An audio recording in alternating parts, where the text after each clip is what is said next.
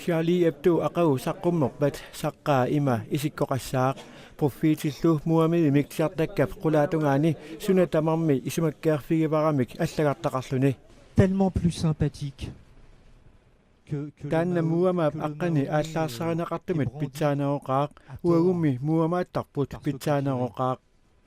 Notre Mahomet à nous, il est vachement plus sympa. Angutit islaamisiortut Charlie Hebdo miksaassusisuupput muslimillu profeetian niksiornatiut sartakkat pilluit akiniaasuuneqartuullutik. Charlie Hebdo saqqummiuttagaa naliginnaasumik 60,000 tingorluit naqiterneqartaraluarput pingasungornermali saqqummerpat pilersaarutit malilluit 3 millioningorluit naqiterneqassallutik.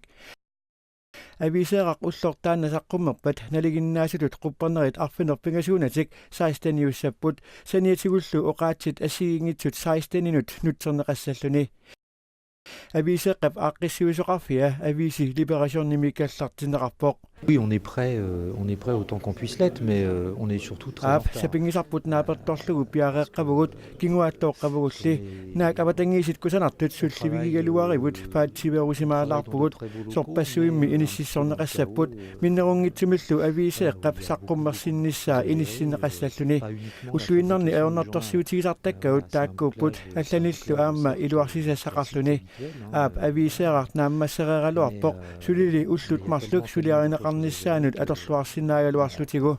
Oui, on est prêt, le journal il sera fait ce soir, mais voilà.